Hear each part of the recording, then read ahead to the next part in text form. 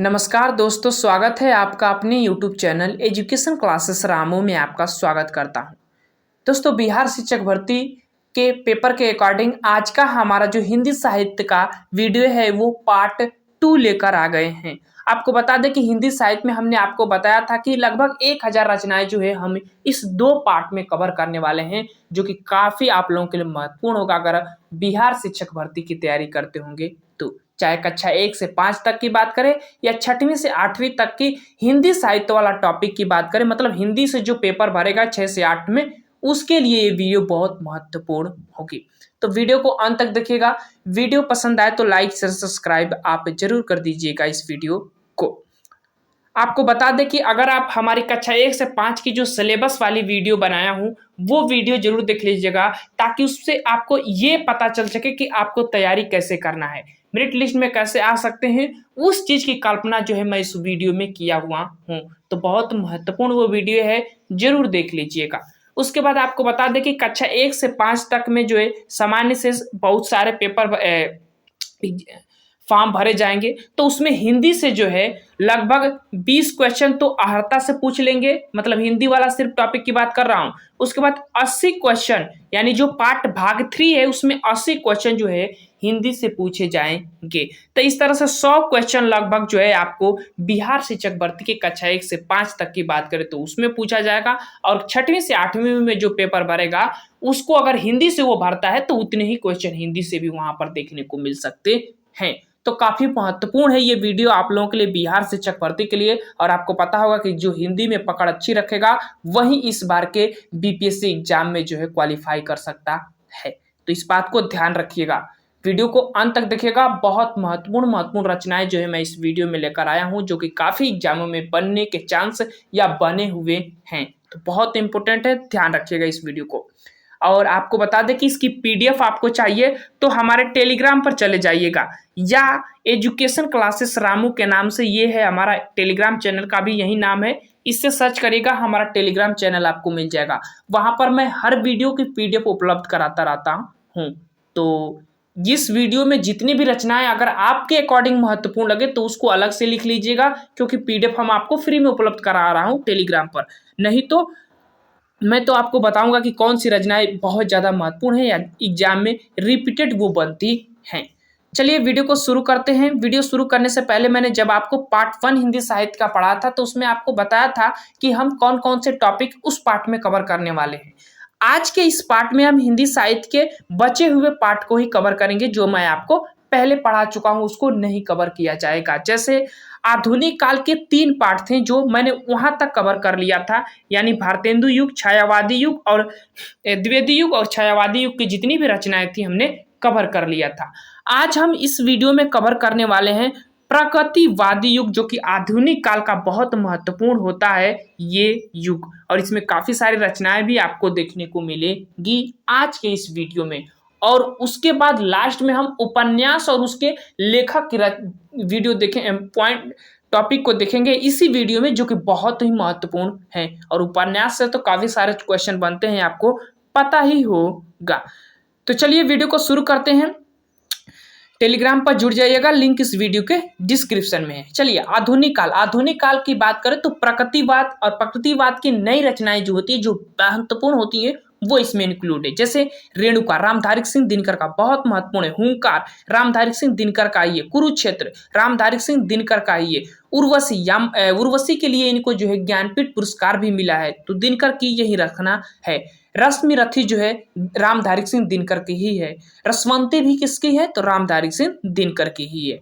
आगे चलते हैं, श्याम धेनी जो है रामधारी सिंह दिनकर की ही रचना है, और चक्रवाल भी रामधारी सिंह दिनकर की ही है। हारे को हरिनाम रामधारी सिंह दिनकर की बहुत महत्वपूर्ण है, ध्यान रखिएगा। द्वंद्व गीत ये भी महत्वपूर्ण है, कई बार एग्जाम में बना हुआ था, स्टार मार्क लगा लीजिएगा। द्वंद्व गीत को लिखना चाहिएगा अलग से, तो इसको लिख लीजिएगा। द्वंद्व गीत किसकी रचना है, रामधारी सिंह दिनकर की। आगे चलते हैं, परशुराम की प्रतीक्षा भी रामधारी सिंह दिनकर की है। नीम के पत्ते रामधारी सिंह दिनकर की ही है, और नील कुसुम भी रामधारी सिंह दिनकर की ही रचना है। आगे चलते हैं, और भी रचनाएं हैं उसको देखते हैं। सीपी और शंख रामधारी सिंह दिनकर की रचना है। आत्मा की आंखें जो है रामधारी सिंह दिनकर की ही रचना है।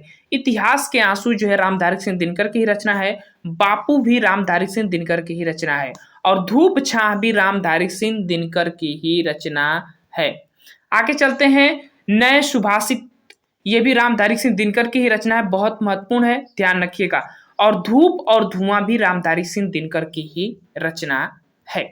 आगे चलते हैं, डायरेक्टली रचनाएं से ही, अब देखिए हिंदी साहित्य से उतने डीपली क्वेश्चन नहीं पूछे जाएंगे आपको एग्जाम में, वहां पर आपको डायरेक्टली रचना पूछ ली जाएगी कि ये किसकी रचना है, या मिलान करने के लिए मिल जाएगा। तो इस बात को ध्यान रखिएगा, इसीलिए एग्जाम नजदीक होने की वजह से हम डायरेक्टली सिर्फ रचनाओं पर ही फोकस कर रहे हैं आप लोगों के लिए।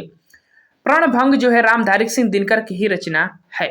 इत्यलम जो है सच्चिदानंद हीरानंद वात्सायन आज्ञे की ये रचना है, ध्यान रखिएगा। आंगन के पार सच्चिदानंद हीरानंद वात्सल आज्ञे की रचना है। हरी घास पर क्षण भर आज्ञे की ही रचना है, ध्यान रखिएगा। सुनहरे सवाल भी सच्चिदानंद हीरानंद वात्सायन आज्ञे की ही रचना है। आगे चलते हैं और भी रचनाओं को देखते हैं, जैसे बावरा अहेरी राम आज्ञे की रचना है। महावृक्ष आज्ञे जी की ही रचना है। उसके बाद भग्न दूत भी आज्ञे की ही रचना है। पूर्वा भी आज्ञे की ही रचना है। चिंता भी आज्ञे की ही रचना है। आगे चलते हैं, रूपांवरा जो है आज्ञे की ही रचना है। उसके बाद ये बहुत महत्वपूर्ण है, सच्चिदानंद हीरानंद वात्सल की रचना कितनी नावों में कितनी बार, स्टार मार्क लगा लीजिएगा। यामा पुरस्कार इसी पर इनको मिला भी है, तो ये चीजें ध्यान रखिएगा। आगे चलते हैं, अगली हमारी रचना है तार सप्तक, आज्ञे की ही रचना है। इसमें जो है तार सप्तक के जितने भी कवि हैं, मतलब तार सप्तक 1, तार सप्तक 2, तार सप्तक 3, तार सप्तक 4, ऐसे जितने भी काल के रचनाएं आती हैं उसमें जितने कवि आते हैं उनकी जो है बातें इस तार सप्तक में आज्ञे जी ने किया है। सागर समुद्र आज्ञे की ही रचना है। नदी के बाक पर छाया आज्ञे की ही रचना है। पहले मैं सन्नाटा बुनता हूँ आज्ञे जी की ही रचना है, बहुत महत्वपूर्ण है, ध्यान रखिएगा। आगे चलते हैं, शूल फूल नरेंद्र शर्मा की रचना है। कर्ण फूल नरेंद्र शर्मा की रचना है। और प्रवासी के गीत बहुत महत्वपूर्ण है, नरेंद्र शर्मा की रचना है, ये पूछा भी गया है, तो इस चीज को ध्यान रखिएगा। प्रवासी के गीत जो है नरेंद्र शर्मा जी की रचना है। आगे चलते हैं, आगे कौन सी हमारी रचनाएं आती हैं, तो पलाश वन नरेंद्र शर्मा जी की रचना है। अग्नि शस्य जो है नरेंद्र शर्मा जी की ही रचना है। कदली वन भी नरेंद्र शर्मा जी की ही रचना है। द्रौपदी जो है नरेंद्र शर्मा जी की रचना है। उत्तर जय जो है नरेंद्र शर्मा जी की रचना है। सुवर्णा जो है नरेंद्र शर्मा, बहुत महत्वपूर्ण है, ध्यान रखिएगा। सुवर्णा कई बार पूछा गया है, क्वेश्चन है, सुवर्णा किसकी रचना है, तो नरेंद्र शर्मा जी की ही रचना है। आगे चलते हैं, गीत फरोश जो है भवानी प्रसाद मिश्र जी की रचना है, ध्यान रखिएगा, गीत फरोश। और भी है, चकित है दुख भवानी प्रसाद मिश्र की ही रचना है। अंधेरी कविताएं जो है भवानी प्रसाद मिश्र की ही रचना है। पुनी हुई रस्सी जो है भवानी प्रसाद मिश्र की ही रचना है। खुशबू के शिलालेख जो है भवानी प्रसाद मिश्र की ही रचना है। फलसले और फूल भी भवानी प्रसाद मिश्र की रचना है। अनाम तुम आते हो भवानी प्रसाद मिश्र की ही रचना है। त्रिकाल संध्या जो है भवानी प्रसाद मिश्र की ही रचना है। आगे चलते हैं और भी रचनाओं को देखते हैं, जैसे कालजयी जो है भवानी प्रसाद मिश्र की रचना है, जो महत्वपूर्ण है, ध्यान रखिएगा।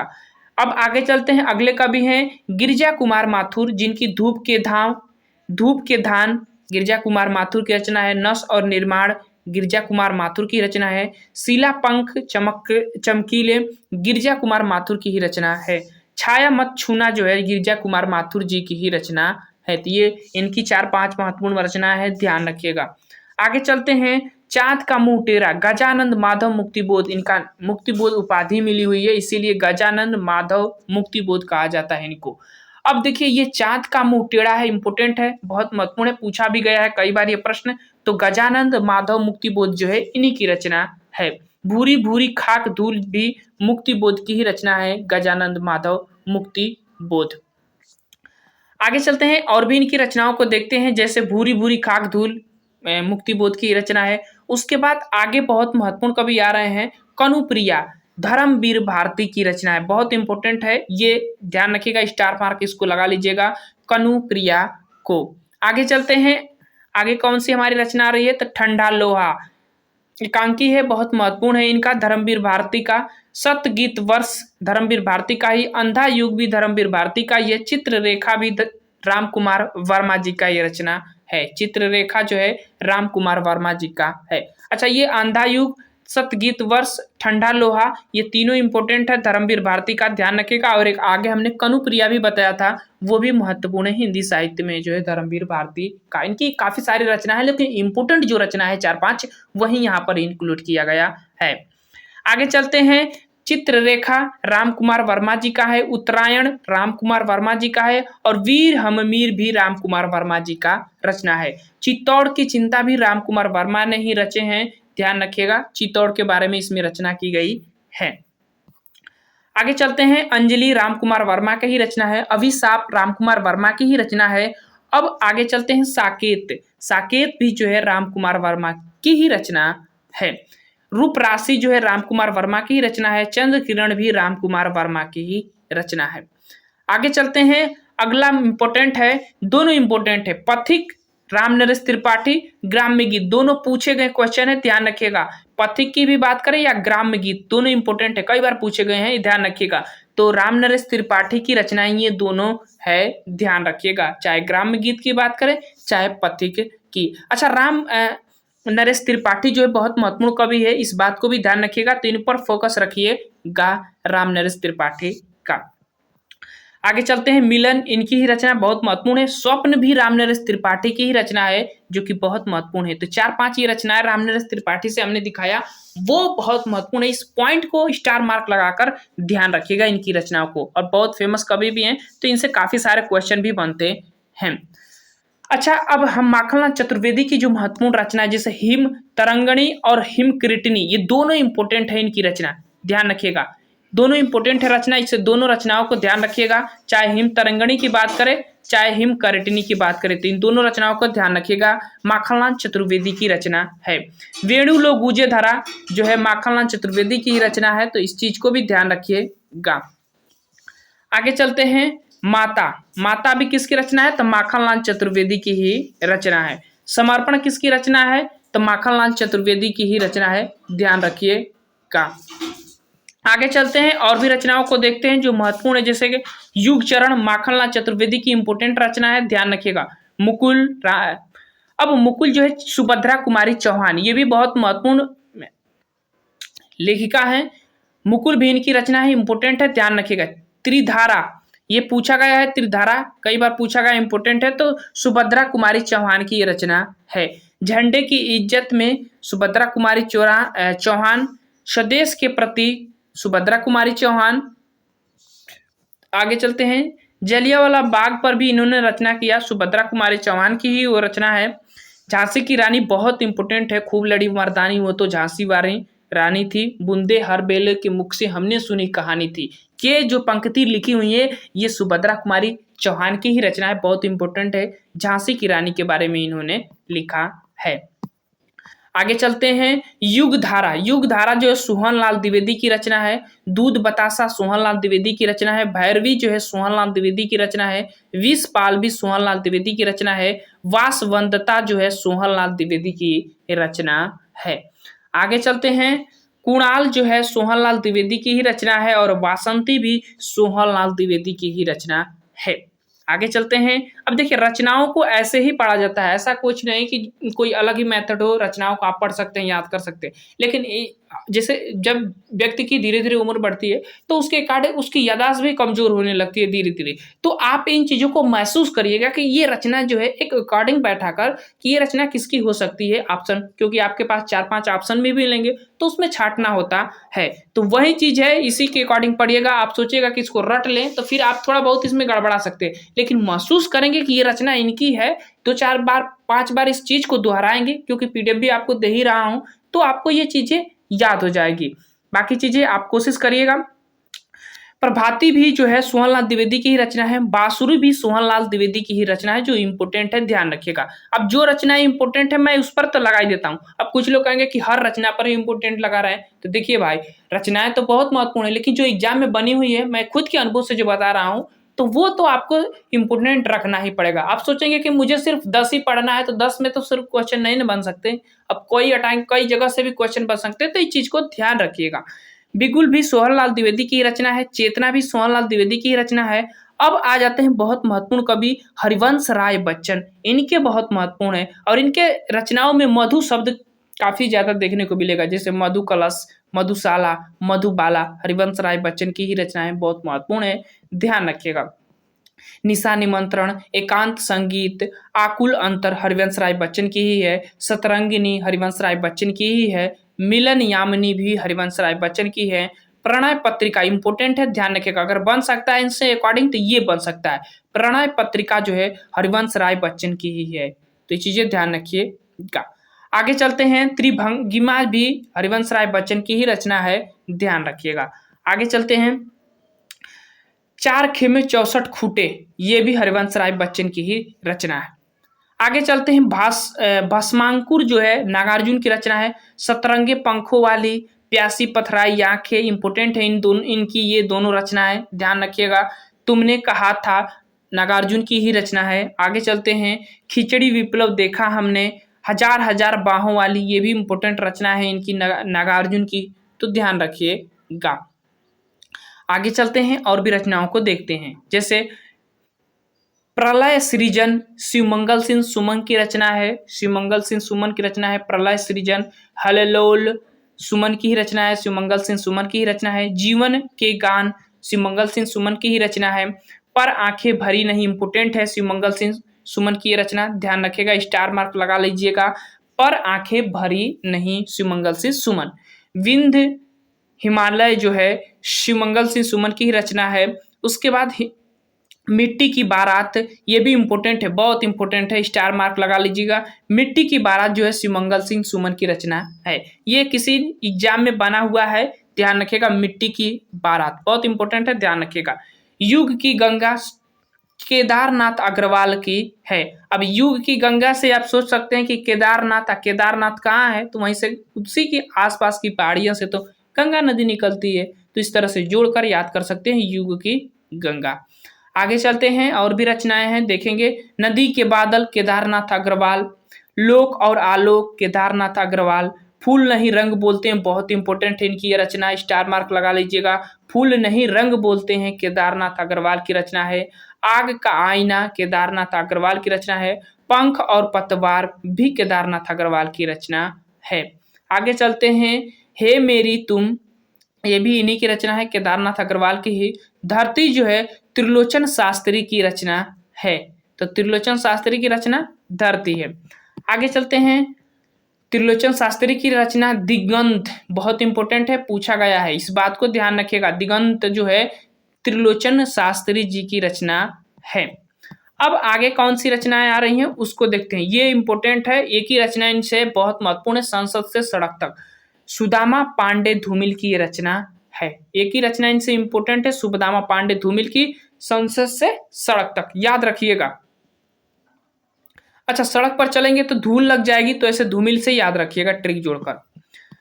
आगे चलते हैं, अब बहुत महत्वपूर्ण है प्रमुख उपन्यास, हर लेखक के अलग अलग उपन्यास हैं, रचनाएं हैं, उसको आज इस टॉपिक पर देख सकते हैं, देख लीजिएगा, बहुत इंपॉर्टेंट है। जैसे भाग्यवती, श्रद्धा राम फुललौरी की रचना है भाग्यवती, ये उपन्यास है एक तरह का, एक ही इनका उपन्यास है। परीक्षा गुरु लाल श्रीनिवास दास, इनका एक उपन्यास बहुत इंपॉर्टेंट है, याद रखिएगा, लाल श्रीनिवास दास। नूतन ब्रह्मचारी, ये जो है बालकृष्ण भट्ट का बहुत इंपॉर्टेंट उपन्यास है, ध्यान रखिएगा, नूतन ब्रह्मचारी बालकृष्ण भट्ट। अब यहाँ से ब जोड़कर आप ट्रिक जोड़ लीजिएगा। अच्छा, बालक कैसे होते, तो नूतन होते हैं, छोटे होते हैं, तो ऐसे भी जोड़ सकते हैं।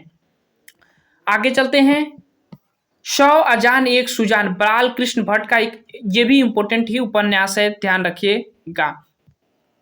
त्रिवेणी भी किशोरीलाल गोस्वामी की ही उपन्यास है। लवंग लता जो है किशोरीलाल गोस्वामी की ही उपन्यास है। लीलावती बहुत इंपॉर्टेंट है, किशोरीलाल गोस्वामी की ये उपन्यास जो है लीलावती, ये पूछा भी गया है, तो ध्यान रखिएगा, लीलावती किशोरीलाल गोस्वामी की उपन्यास है। अंगूठी का नगीना किशोरीलाल गोस्वामी का ही इंपॉर्टेंट एक जो है उपन्यास है, अंगूठी का नगीना। आगे चलते हैं चंद्रकांता। चंद्रकांता है देवकी नंद खत्री की ये उपन्यास है, ध्यान रखिएगा। आगे चलते हैं देवकी नंद खत्री के और भी महत्वपूर्ण उपन्यास है, जैसे चंद्रक्रांता संस्तति, इनके नाम सही है तो एक तरह से समझ सकते हैं। आगे चलते हैं नरेंद्र मोहिनी, देवकीनंद खत्री का ही उपन्यास है। भूतनाथ देवकीनंद खत्री के ही उपन्यास है। अब यहाँ पर भूत है और यहाँ पर क्या है, देवी, तो देवता और भूत एक तरह का विपरीत हो जाएगा, तो जोड़ सकते हैं, ऐसे जोड़िएगा, रचनाएं कुछ ऐसे ही जोड़ी जाती है। कागज की कोठरी इंपोर्टेंट है, इनकी ये उपन्यास जो है बहुत इंपोर्टेंट है, ध्यान रखिएगा। कौन सा, कागज की कोठरी देवकीनंद खत्री का। आगे चलते हैं अद्भुत लाश, गोपाल राम गहमरी का जो है ये उपन्यास है, अद्भुत लाश जो है। गुप्तचर गोपाल राम गहमरी, इंपोर्टेंट इनका ये उपन्यास है, गुप्तचर। आगे चलते हैं गोविंद राम जो है गोपाल, अच्छा यहाँ से देखिए गोविंद राम और गोपाल, तो एक चीज से आपको साफ साफ ट्रिक भी मिल सकता है, गोविंद राम और गोपाल राम गहमरी, ध्यान रखिएगा। गोविंद राम की रचना जो है गोपाल राम गहमरी ने किया है। जासूस की भूल गोपाल राम गहमरी की ही रचना है। जासूस की यारी गोपाल राम गहमरी की ये रचना है। नूरजहां जो है गंगा प्रसाद गुप्त की ये रचना है, ध्यान रखिएगा। श्यामा स्वप्न जो है ठाकुर जगमोहन सिंह की ये रचना है, इंपोर्टेंट है, ध्यान रखिएगा। और अगला तो और महत्वपूर्ण रचना है अधकिला फूल, ये उपन्यास जो है अयोध्या सिंह उपाध्याय हरिओ जी की है, जो बहुत महत्वपूर्ण है, ध्यान रखिएगा, अधकिला फूल। आगे चलते हैं, इनके एक और उपन्यास है जो ठेठ हिंदी का ठाठ, ये भी बहुत इंपॉर्टेंट है, ध्यान रखिएगा। ठेठ हिंदी का ठाठ अयोध्या सिंह उपाध्याय हरिऔध। रामलाल जो है मनन द्विवेदी जी की रचना है, ध्यान रखिएगा। प्रेमचंद की रचना है। रूठी रानी प्रेमचंद का उपन्यास है। सेवा सदन प्रेमचंद का ही उपन्यास है। आगे चलते हैं प्रेमाश्रय प्रेमचंद का ही उपन्यास है। आगे चलते हैं और भी उपन्यास हैं, जैसे कायाकल्प प्रेमचंद का ही है। निर्मला प्रेमचंद का ही है। गबन प्रेमचंद का ही है। कर्मभूमि प्रेमचंद का ही है। और गोदान भी जो है प्रेमचंद का ही उपन्यास है। मंगलसूत्र भी इन्हीं का है, तो ये चीजें ध्यान रखिएगा, बहुत महत्वपूर्ण है प्रेमचंद के ये सारे उपन्यास। आगे चलते हैं देहाती दुनिया शिव पूजन सहाय। शिव पूजन सहाय जो है देहाती दुनिया के जो है लेखक हैं, तो ध्यान रखिएगा देहाती दुनिया किसकी है, शिव पूजन सहाय का उपन्यास है। आगे चलते हैं, बहुत महत्वपूर्ण है पांडे बेचन शर्मा उग्र की चंद हसीनों के खतूत। दिल्ली का दलाल पांडे बेचन शर्मा उग्र की ही रचना है। बधुआ की बेटी पांडे बेचन शर्मा उग्र की ही रचना है। शराबी जो है पांडे बेचन शर्मा उग्र की ही रचना है। कंकाल बहुत इंपोर्टेंट है, उपन्यास है, जयशंकर प्रसाद का, छायावादी के प्रमुख कवि ये माने जाते हैं। आगे चलते हैं, तितली जयशंकर प्रसाद की है। इरावती जयशंकर प्रसाद की ही रचना है। और आगे बहुत महत्वपूर्ण रचना परख जैनेन्द्र कुमार। अगर जैनेन्द्र कुमार से क्वेश्चन बनता है ना तो इसका तो जरूर बन सकता है परख का, तो इस चीज को ध्यान रखिएगा, जैनेन्द्र कुमार की ये रचना है। सुनीता किसकी, जैनेन्द्र कुमार की रचना है। त्याग पत्र किसका है, तो जैनेन्द्र कुमार की ही रचना है। आगे चलते हैं, चित्रलेखा भी किसकी रचना है, तो ये भी भगवती चरण वर्मा जी की रचना है, चित्रलेखा। आगे चलते हैं और भी रचनाओं को, जैसे 3 वर्ष भगवती चरण वर्मा की रचना है। सामर्थ्य और सीमा भगवती चरण वर्मा की रचना है। सबही नचावत राम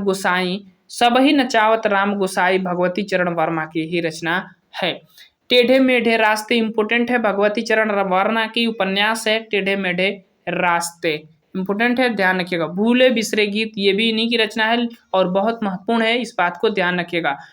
तो अगर इनसे भगवती चरण वर्मा से क्वेश्चन बनता है तो यही दोनों सबसे ज्यादा महत्वपूर्ण है, ध्यान रखिएगा। कुंडली चक्र जो है वृंदावन लाल वर्मा जी की रचना है।